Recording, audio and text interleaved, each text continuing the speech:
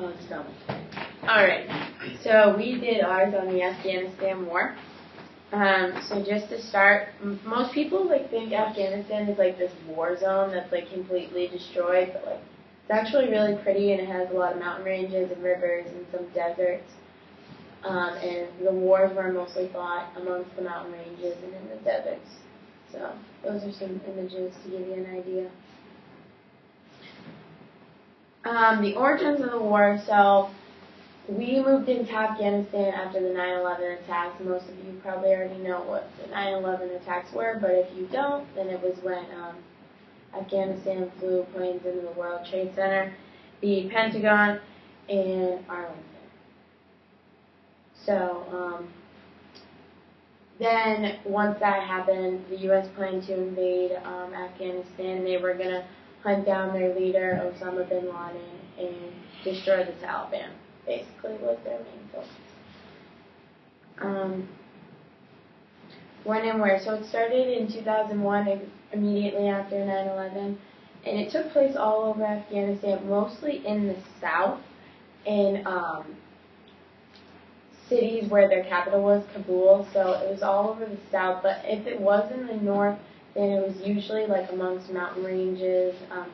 It was really hard to exactly navigate where they were because they've been there. They're still in Afghanistan, so it's kind of difficult to say where they exactly were. But usually they were in the south throughout the video we saw, but in the north throughout the mountain ranges and rural areas. So they're key. The key figures for the United States and the NATO side. The first one is a U.S. general, General David Petraeus. His big thing was counterinsurgency. For those who don't know it, it's the act of driving out enemies in popular cities and who are also in hiding through a lot of nighttime bombings and raids. And then Mark Swedwell is the top NATO officer in Afghanistan at the time. He was actually Petraeus' counterpart. I think he was a British officer. His big role was in the civilian area. His thing was to help restore villages. He started schools. And a big thing was, in Afghanistan, the girls didn't really have an education, so a thing that he did was start schools, especially for girls. What else did he do? He tried to just restore balance between the government of Afghanistan and the people itself. The government at the time was not strong. Hamad Karzai is the president of Afghanistan. His cabinet members were absolutely just selfish, and they were only for themselves. They were corrupt. They took a lot of money from the people. And some of his cabinet members or people still in the government were involved in Congress. Involved with the Taliban. But to add with that, Karzai was not a good president. He had a lot of financial corruption allegations against him. And one thing that he tried to do was make peace talks with the Taliban, which a lot of people did not like. And so he lost a lot of supporters and followers from that. For the Taliban, some of the key figures are obviously Osama bin Laden or OBL. His dad died when he was 13 and he was very religious. He married when he was 17 to protect him from corruption. But what things don't know is that he had a degree in public administration. And another thing people don't know is that he used to be a CIA agent in I want to say the 80s or something like that. Yeah, he worked for the U.S. government. I did a lot of research on him, and what they stressed was that he was very religious growing up. So when I looked at him a lot, basically they really focused on pointing out that he wasn't always this evil man. He was very religious growing up, and like Bryce said, he had to get married at the age of 17, I think, and that was just so that he wasn't corrupted by everyone else, and like he would stay loyal and religious. But obviously that didn't happen, and he's pretty evil. The next person is Mullah Muhammad Omar. He was head of the Islamic Emirate of Afghanistan, which is also known as the Taliban. Also, he presides over the Leadership Council of the Taliban. He publicly denied that the Taliban either engaged in peace talks or wished to join in negotiations with Hamad Harizi when he said that he was trying to do that. So what he said is, we don't want peace talk at all. We just want to keep doing what we're doing. And then it's hard to pronounce this name. Golbidini. What was that? Trouble pronouncing his name. He was a powerful warlord in Afghanistan. He heads the Hizb-e Islamic group. Although he is the head of that, he's represented in the Afghan government, and also he is also believed to shelter elements of Al-Qaeda, a tactic experts believe to extract more power if one dialogue with insurgent groups. So he's just high up in the Islamic in the Taliban reign. So when we were like looking up information and picking out who the key figures were for the U.S. side, it was really difficult because this has been going on for so long. It's really hard to pick out like a certain general or like a certain leader that really stood out because they have been switching so many times and people have so many different positions. So it's kind of hard to pick out like who's doing who's really in charge, because it's really changed because it's been going on for 14 years? Yeah. About 14 years, so it was pretty difficult. Presidential problems with Hamad Harizi. There's an article that we had right here.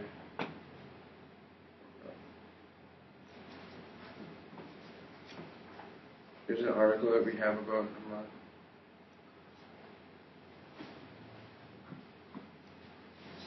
What are you doing?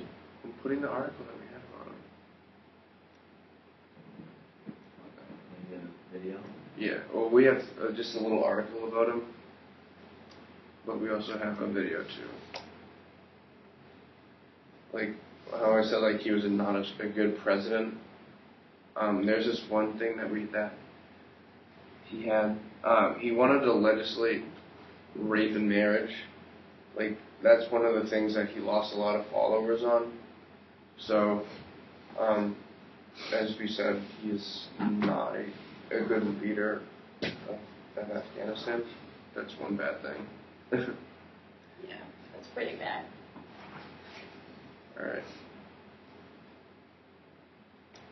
Alright, now we have a short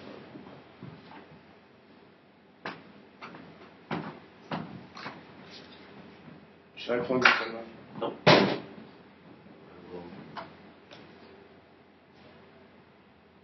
Almost the entire first decade of the 21st century, the United States of America has been at war. Hundreds of thousands of United States Armed Forces personnel have been sent abroad to the Middle East to engage in what the administration of President George W. Bush referred to as the War on Terror. In many ways, the central flank of the War on Terror has taken place in the isolated and mountainous nation of Afghanistan. Let's learn more about the war in Afghanistan, the longest war in the history of the United States. For centuries, Afghanistan has been an unstable place, especially over the last century. In the early 1900s, Afghanistan was established as an independent country, no longer under the yoke of foreign powers. Starting in the 1970s, there were a series of coups d'etats, where power changed from one group to another.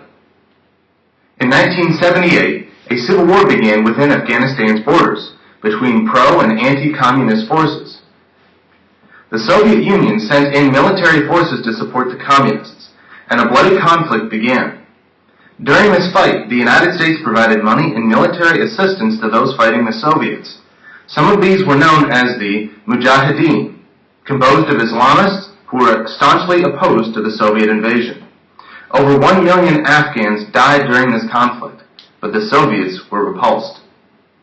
After fighting the Soviets, Afghanistan saw various warlords and extremist groups vie for control of the country over the coming years. By the mid-1990s, a fundamentalist group called the Taliban took control of the country. The Taliban ruled according to Islamic Sharia law and instituted extremely harsh restrictions on the country. The Taliban created an environment in Afghanistan that bred terrorists. Osama bin Laden, a veteran of the fight against the Soviets, became a leading figure in the Al-Qaeda terrorist organization, one of the largest and most sophisticated Islamic terror groups in the world. It was from within Afghanistan that bin Laden and his followers plotted to strike against the United States. On September 11, 2001, Al-Qaeda terrorists launched attacks against the United States. Terrorists flew 2 planes full of innocents into buildings in New York City and 1 into the Pentagon in Washington, D.C.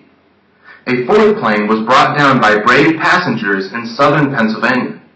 Almost 3,000 Americans were killed in these terrorist attacks.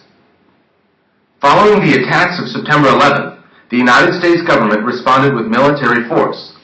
It was clear that Al-Qaeda was behind the attacks, and knowing that Al-Qaeda and Osama bin Laden were based in Afghanistan, President George W. Bush gave the Taliban an ultimatum. Either hand over bin Laden and his organization, or the United States would strike with full force.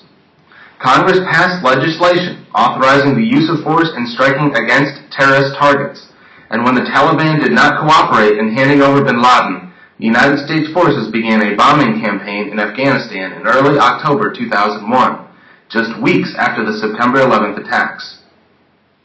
With assistance from coalition nations, such as the United Kingdom, NATO forces, and the Northern Alliance. Sweet. So basically that just summed up like what we were saying. So it really did only start because they wouldn't hand over bin Laden. But We have one more thing I just want to say. In 1922, Winston Churchill, who was British, the British Prime Minister, drew up a map of the Middle East when they were, how would you say that, redistributing the Middle East itself? That kind of set a foundation for problems to come, because you could have split up people who were close, like religions, or you could have put people together who aren't very friendly towards one another. And it would be hard to be president and have the entire country backing you when there are many groups in your country for moderacy. So you kind of went through a hard time really